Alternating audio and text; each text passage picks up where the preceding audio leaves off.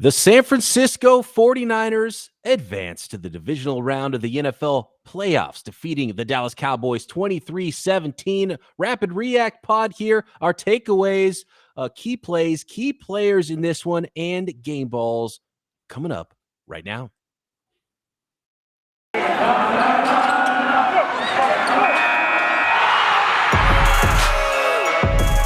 You are Locked On 49ers, your daily San Francisco 49ers podcast, part of the Locked On Podcast Network, your team every day.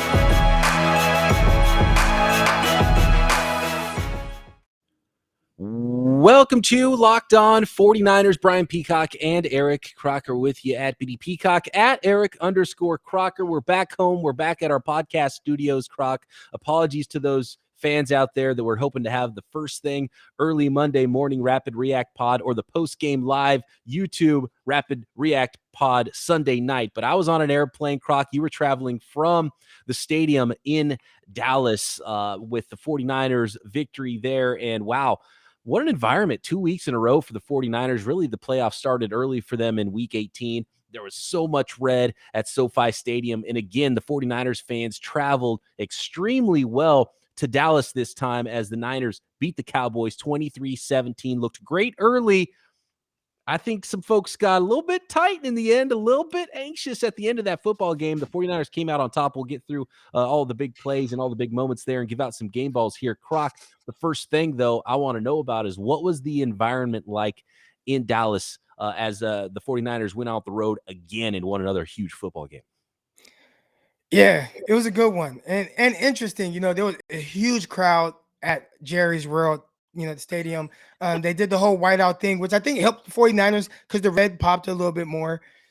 And I'd white say is the 49ers secondary color too. So if you look at a crowd, you see red and white, you look on the field, which team's red and white? It's the 49ers.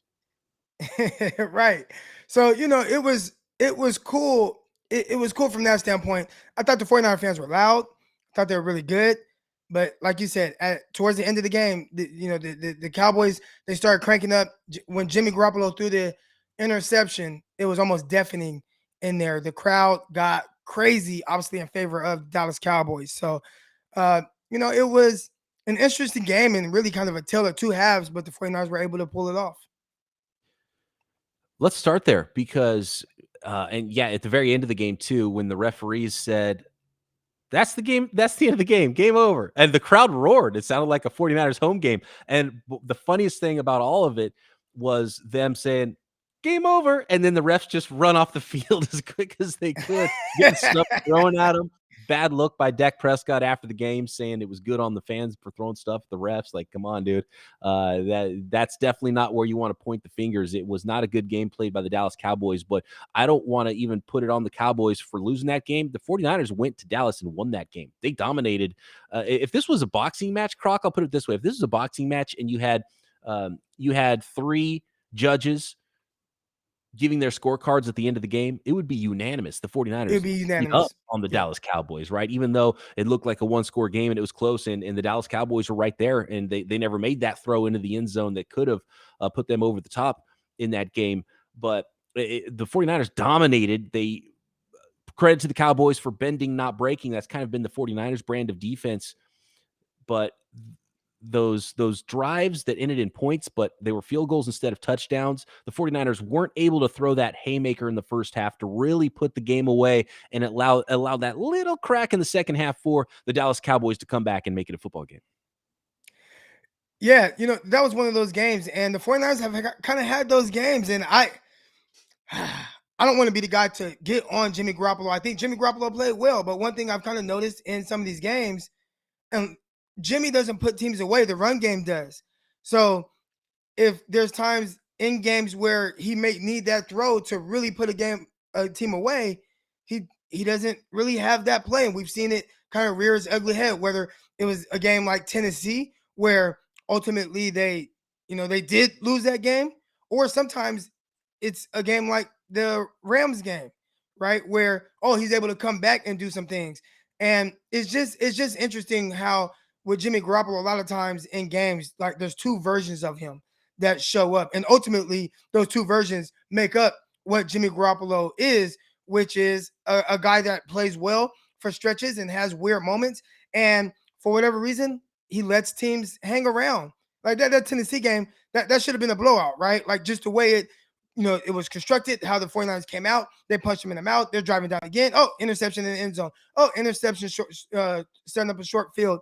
And then you look at this Dallas Cowboy game where 49ers, I mean, they just boom, boom. I mean, you have them on the ropes and you have an opportunity up 23-7. You got a Brandon Ayuk wide open on a blaze out, and you airmail it. And that missed throw right there allowed to kind of open up the door for a Cowboys team. And then they get a field goal. Then things start getting a little tighter. And all of a sudden, oh man, we have a ball game because we weren't able to put them away. And ideally, I think if you ask Kyle Shanahan, he would like to put teams away on the ground because the more you have to throw the ball with Jimmy Garoppolo, some weird things they're just liable to happen. And it did. Yeah, Kyle Shanahan wants to play keep away. It's the way this team's built. It's the way this game went for the 49ers, and you really couldn't have scripted it better in that regard for the 49ers, especially the way it started, just dominating it. The way I thought about it was it looked like the 49ers were a train and the Cowboys were just standing on the tracks in the first quarter of that game, jumping out to a 10-0 lead. The Dallas Cowboys could not stop the 49ers. Jimmy G, yeah, and you're right. It's good Jimmy, it's bad Jimmy. We've seen it so much. We know who he's going to be, and especially in the second half. The interception there, it's like the only way they can get back in is if you throw that interception, right? It's the one thing you can't do. It's one thing that can't happen. And we've seen that from Jimmy Garoppolo. He ended up with not a great looking stat line. Actually, I think he played better than what his stat line ends up looking like because he was good Jimmy in the first half and it was throwing some darts out there. And it was vintage Jimmy Garoppolo efficiency. 16 of 25 passing, 172 yards, no touchdowns, and the interception. It was all about his second half. His second half is what I saw some numbers people tweet out. And again, I'm not Jimmy. To me, I've accepted what Jimmy Garoppolo is. So my expectations maybe aren't as high as other people to see him like play well for an entire game. But he threw for like 30 something yards in the second half or something like that. Like just something like a wild number. And when you're trying to put your foot on the team's neck and really put them away, that's not ideal. Actually, you know what I want to talk about really quick? You mentioned it there for a second, was the missed throw to Brandon Ayuk. And there's been some arguments out there about that play. And I don't know if we've gotten any confirmation from the team in any of the post-game stuff. And I need to catch up on some of that stuff because I did fly home right after that game from Utah. And again, apologies for not having the podcast out last night. We were both on the plane. I flew out right after the game. I had to book it to the airport and beat the traffic and then, get home. I didn't get home till like 1 a.m. Oh man, I had a crazy weekend. It was so fun. And I was skiing and I was watching some games on my phone, like on the ski lift and on the mountain, if I could get any kind of reception up there, and then trying to find little lodges and places to watch part of games here, part of games there throughout the weekend, then skied down the mountain in Park City right to our lodge where we were staying so I could get there in time to watch the 49ers game. Then I had to get a lift to the airport. So I was watching the third quarter and halftime on my phone, and it was crazy. It was such a fun weekend, and I'm sore from all the skiing. I got to get into better shape, Croc. But man, it was so much fun watching all the games and seeing all the fans of all the teams everywhere. The Buffalo Bills fans, by the way, at one bar were loud. They traveled, I think, as good as anybody, as good as 49ers fans travel. Buffalo Bills fans travel well. I guess they just show up wherever it's cold. Maybe that's what they showed up with, throwing things on the field. How about wait, real quick, Croc, I want to get to this because before we get to the next segment, I want to talk about the 49ers defense. I want to talk about the run game, obviously, but that route, there's been some. Do we blame Ayuk? Do we blame Jimmy Garoppolo for that route? Because he toasted Trayvon Diggs. He was wide open, but was that a sluggo? Was that the post corner? Was he supposed to take it to the flag? Was that the blaze out, as you mentioned? Because the way I saw it live was that it was just wide open and a bad throw. Then you watch back, you're like, oh yeah, you're right. He flattened it out. What was it? Because if that's a post corner, what is Ayuk doing? If it's a blaze out, why is Jimmy throwing it? Is he just throwing it to daylight? Does he have to get rid of the ball too quick and can't see a clear picture of where the out was going to be? Because Ayuk ran it like a blaze out. And for those of you who don't know, a blaze out is sort of like a post corner. It's a double move where you make it look like you're going to the post, but instead of going to the corner, you break it all the way off flat like it's an out route. So it's a blaze out, and it's a tough route could run, but if you run it well and you can threaten a defense deep, that route is nearly undefeated for guys that can run it well. Julio Jones is the first name that comes up with the blaze out. It's the guy I think of, and Ayuk broke him off there, but it's hard to break it all the way to the sideline because he didn't break it straight out. So which was it to you, Croc? Every time I've seen it, the guy flattens the route off. So whether it's, you talked about Julio Jones. I watched Julio Jones talk about it on Hard Knocks with how to run the route. I remember against the Packers a few years back, Marquise Goodwin, he ran a terrific blaze out where he was wide open. And every time I've seen it run, no matter who it is, they flatten that route off. I've never seen anybody take it up. Now, I did see our guy Guy Haberman from the Haberman and Middle Call podcast. He got a message from a former receiver, a former NFL receiver, who said, if you're open like that, you want to take it up. And I could see that being the case too. But no matter how open Julio Jones was, he always flattened it off. I never saw Julio take it upfield. So I don't know if Kyle Shanahan coaches it up in a specific way to where you flatten that route off. But if it's based off what I've seen from Julio and other guys running it for the 49ers, Ayuk was right. But maybe I'm wrong. But now, if you have that rapport with your quarterback where it's like, hey, I just beat this guy so bad, just throw it up and I'm going to take it upfield, then yeah. But clearly, Ayuk wasn't thinking that. He flattened it off like I've seen everybody else do, and the ball was just high. I guess I could see that where there's an option there, and you would have to have that rapport, and maybe that's where it was, where Jimmy saw it, that it was open deep, so he throws it deep, and you're supposed to be able to see that and read it if you're a receiver, but that seems extremely difficult to be able to pull that off, and obviously the 49ers did not pull that off, so maybe that was the explanation, that they were both sort of right and both sort of wrong there. Anyway, let's move on to the ground game, which was the key for the 49ers winning this game, as we predicted on the Keys to Victory pod, Croc. We'll get to what the 49ers defense did to thwart the Dallas Cowboys offense and our game balls from wild card weekend next. But I want to let you guys know about Built Bar, which was something I utilized on the slopes of Park City, Utah this weekend. It's the perfect snack. You put it in your jacket and you get hungry up there on top of the mountain.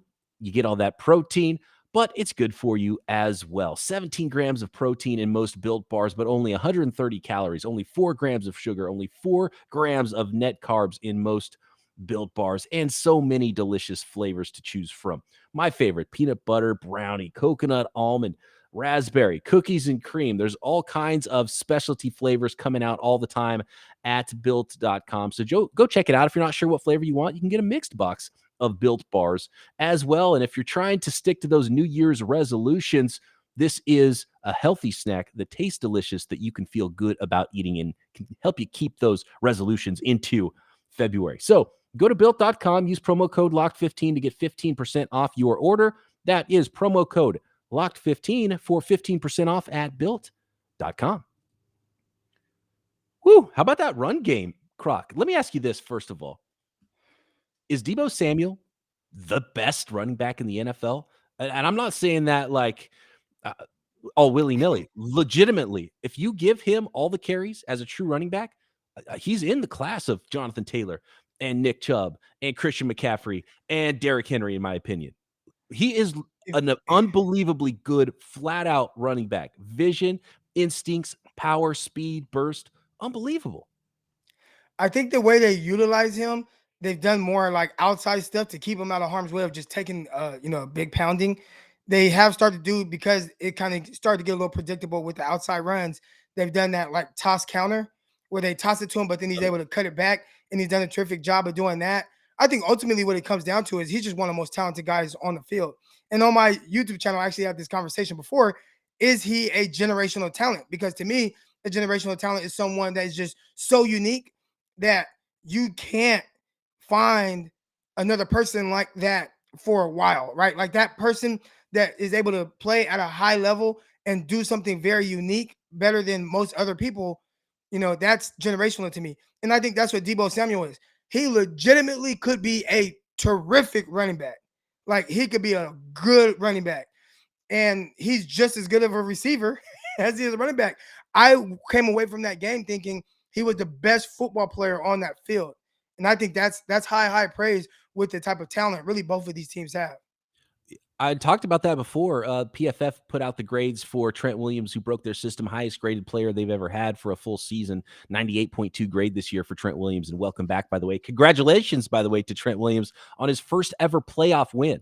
That's pretty unbelievable in his 11-year career.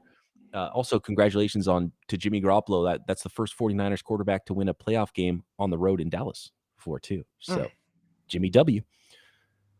But PFF had the argument, maybe offensive player of the year should be Trent Williams.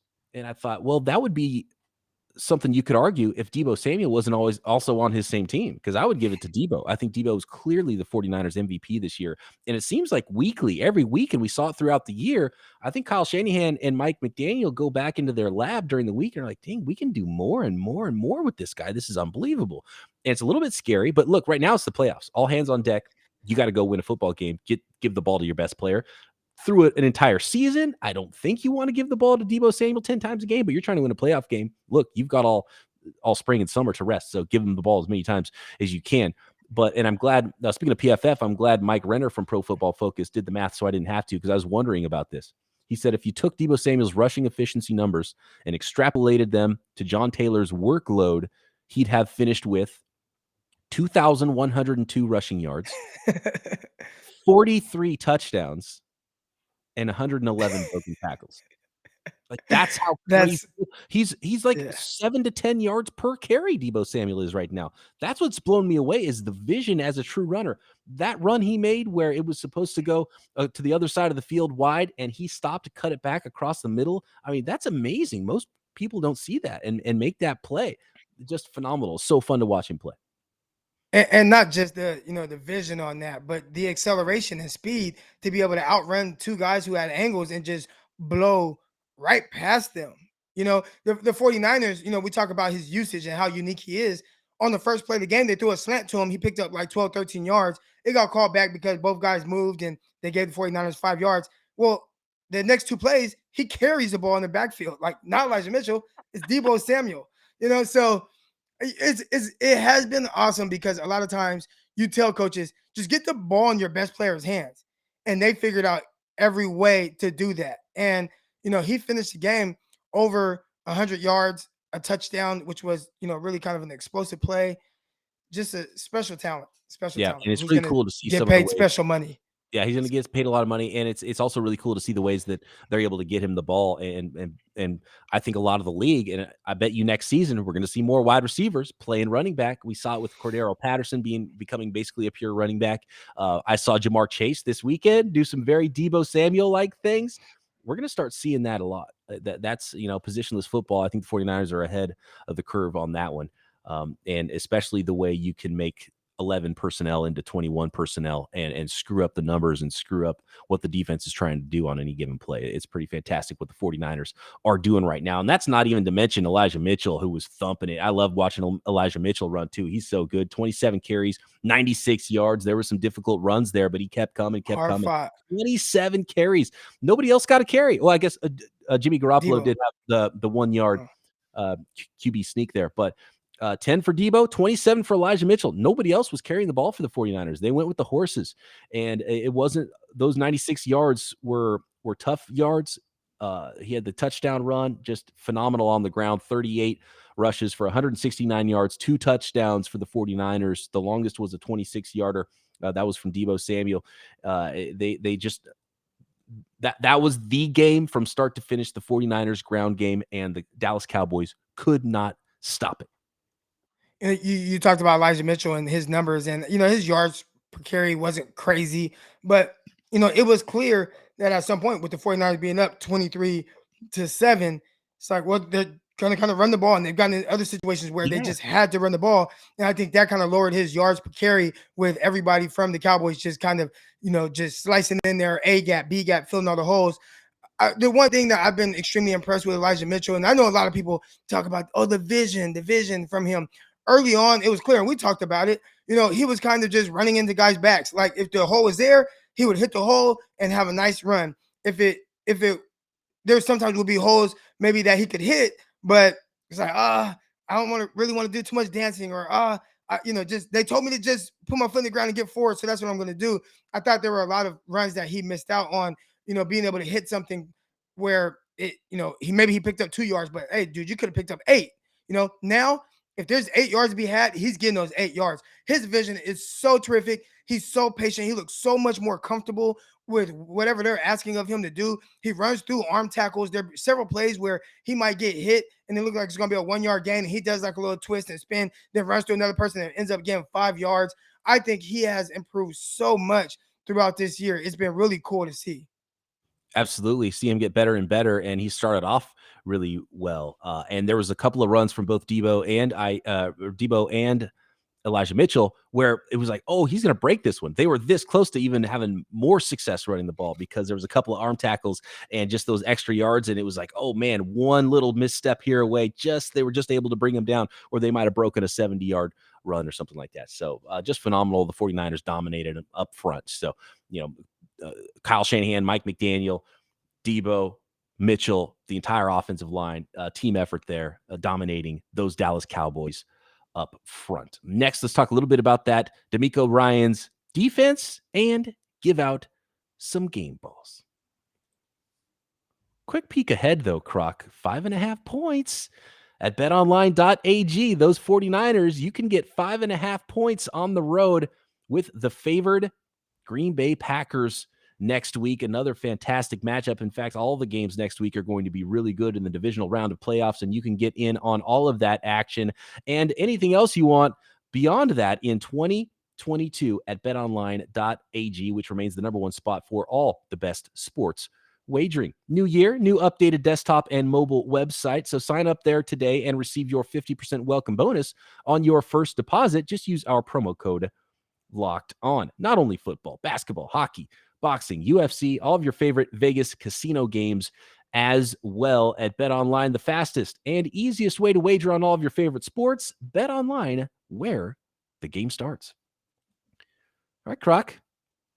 DeMeco Ryans. Look, Mike McDaniel is getting a head coach interview. I think there are some GMs, some owners out there with the opportunity to watch all of these games in the playoffs, watching the 49ers, watching what the 49ers defense did to the team that scored the most points per game in the NFL this year, the Dallas Cowboys, and holding them to 17 total points in this game. I imagine there's some GMs and some owners that are in a meeting right now and yeah, you know what? Let's call up Kyle Shanahan and request that interview with DeMeco Ryans, because just a phenomenal effort from really everybody on that 49ers defense, the corners, the safeties. Bosa out, no problem.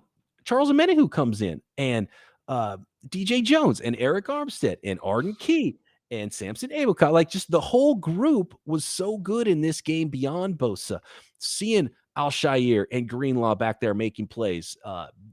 By the way, luckily seeing Fred Warner, the back-to-back. So Garoppolo interception, Fred Warner on the ground in obvious pain. That was like a very low moment for 49ers fans on Sunday. They pulled out the win. Then seeing Fred Warner at the end of the game jumping up and down was a good sign. We'll find out more about his ankle injury. We'll find out more about Nick Bosa's concussion. But even with those star players out late in that game, everyone else stepping up, just a total team effort on defense, holding I think it was one catch for CeeDee Lamb in that game. Dalton Schultz was the leading receiver, 7 catches for 89 yards. And that was because that big catch he had at the end of the game. He had a nice catch and run. Yeah, 38-yarder there for him. There was really the only hiccup, I think, defensively was what we've talked about before. One of the ways that teams can get the 49ers is that slot fade, and it was Amari Cooper beating K'Wan Williams, but K'Wan Williams came back. I think it was the next series with an interception, a fantastic catch, by the way. Maybe some DBs do have good hands. Just an all-around awesome team effort from the 49ers defense. Yeah, DeMeco Ryans, man, he has his defense really cooking on all cylinders. All week, I would get in spaces on Twitter, or I would talk to people and they'd ask, well, how are the 49ers going to defend all these receivers and all these weapons that the Dallas Cowboys have? And, I think because people, how they view the 49ers secondary, they're like, oh, it's a big issue. But I've been talking about all along, like the secondary won't be the reason the 49ers lose games.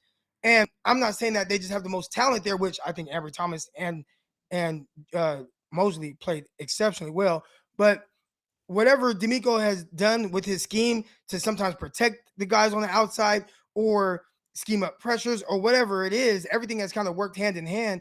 and the defense has been terrific. So, they held, they held their quarterback to 230 passing yards. Dak Prescott, a guy who has thrown for a ton of yards and points all year, 230. And most of those came on like a last drive when the 49ers defense was playing prevent. And it's like, all right, we're just going to give you this dink and dunk stuff. So they move down the field. Before that, we're talking about a quarterback that could barely throw for not even 200 yards. I mean, D'Amico has been on point with however he's scheming things up. And they've had a lot of different things he's had to scheme around with the secondary, losing your starting corners early and often throughout the year, being able to have to, mix and match guys and figure out what's going to work. All of that, he's still put out a top 3 defense in the NFL. Exceptional job by D'Amico Ryans with what he's had to go through this year. Brandon Staley got a coaching job after 1 year of being the defensive coordinator. D'Amico Ryans should be on that same path because he's been terrific, and it seems like the guys really buy into whatever he's selling. Yeah, and the further the 49ers go, the more likely it is the team's going to interview him. And I think that's what worries me is once D'Amico gets that interview, because he seems like the type of guy who would knock an interview out of the park too. And as soon as they talk to him, it's like, oh no, this guy's smart. We got to get him now, maybe a year too early before we wait a year too long and someone else gets him as their head coach next year, or, maybe even later this offseason. The one thing I will say about Staley and some other really young head coaches, because D'Amico Ryans is really young. He retired in 2016. The other thing I would say, and it's most of the really young head coaches around the NFL, Shanahan, McVay, Staley, basically any young head coach, they weren't good enough players to keep playing long enough. So they started coaching when they were 22 years old instead of playing. So they have 10, 15 years of experience just going through the ranks and coaching all different positions and growing up through the ranks of coaching that someone like D'Amico Ryans doesn't have. So that's where, the 1 year coordinator, the resume would differ. But is it more impactful to have played all those years instead of been like tight end coach at Southern Missouri State University or whatever when you were 20 years old? So maybe it doesn't matter. And at this point, I thought last week maybe I thought he would get some interviews, but maybe I didn't think the 49ers would really lose either McDaniel or D'Amico Ryans. But the further they go, the more likely it is they start to lose some of those guys, I think. They can lose both of those guys. D'Amico Ryans, you talked about, the experience of coaching as opposed to playing. And I think they both kind of, work in different ways. When you play like 9 years or whatever D'Amico Ryans did at the middle linebacker position, which essentially is someone who has to have a great understanding of the front end, of the back end. He's probably played for several different coaches that have different philosophies. And you take something from all those coaches and try to figure out how you would, call defense and those things. And then, you talked about him retiring in 2016. Well, 2017, he's with the 49ers staff when they show up. So he's been there the entire time. He's been there with Robert Saleh in on every meeting, trying, hey, okay, what does he do there? He's directly tied to the position that Saleh coached, linebackers. So, I think, he might not have the coaching experience as some of the other guys, but I do think because of his experiences and playing and all those things, and then now coaching, sitting behind a guy who had to figure it out, right? Saleh, he was a first-time defensive coordinator with the 49ers. He had to figure it out. It took him some years. D'Amico Ryans, well, as Saleh's figuring it out, he's figuring it out with him. He's in all those meetings. They're working together. So, I think a lot of being a head coach is about being a leader. The X's and O part from somebody that played as long as he did at the position he did, I don't think that would be an issue for him at all. One more note on the defense. This relayed from Nick Wagner from Next Gen Stats. The 49ers played zone coverage 82% of the time Sunday. That's the highest rate Dak Prescott has faced in a game, not only this year, but his entire career, seeing zone 82% of the time. And it obviously worked against Dak Prescott. So I have feelings to see a lot more zone next year when the Dallas Cowboys have an opportunity to play again, because they're done this year. His QBR 23 and yards per dropback 4.5 were his second lowest of the season, and his 53% completion percentage was his lowest of the season. So that's what the 49ers defense did to Dak. And actually, let's use that as a segue into the game balls, because the first one goes for me to D'Amico Ryans. As it should, man. Terrific job scheming up and slowing down an explosive team. Really shutting down the run game. They had 77 yards, but it wasn't like big yards per carry or anything like that. Just masterful job. And shout out to Ezekiel Elliott. He had one carry where he kind of like pressed it, then kind of cut back. But for the most part, they had to work for everything that they got. Yeah, and they couldn't even Good get game their ball. offense rolling to a point where they could start calling the plays I think they wanted to because their drives didn't last long enough. So fantastic job by the 49ers defense. I just kind of want to give D'Amico that game ball for the entire defense because there's a lot of players individually that you could give one to, but the now renamed Tyshun Samuel commemorative game ball award, Debo gets another one. He's gotten one I'm pretty sure this year, Croc, he's gotten one in every single game he's played for the 49ers from us. I don't no, because like Bengals, he only had like one catch for 22 yards and like one carry. I think he was coming back from injury. His usage wasn't very high, so that might be like a game he didn't get one. But yeah, definitely the game ball award is definitely going to be named after him, Tyshun Samuel. Just amazing, like I said, best player on the football field. Absolutely, best player on the field. Any other game balls to give out in this one for you? I want to give a game ball to Trent Williams as a token of his first playoff ever victory in his 11-year career, and sort of he gets the game ball for the entire offensive line because you can't do that. You can't have 0 sacks for 0 yards, and you can't run the ball for 38 times for 169 yards and 2 touchdowns without the offensive line playing really well. And I almost feel like Kittle should get that award with them as part of the offensive line because, and I know in a lot of DFS leagues and people were tweeting at me and friends were texting at me and they're like, oh man, Kittle's not doing anything for my DFS team. It was like, well, he's doing things for the 49ers run game. Absolutely. And even when George Kittle only catches 1 ball for 18 yards, he's still really valuable to the 49ers, especially in the way they won this game on the ground.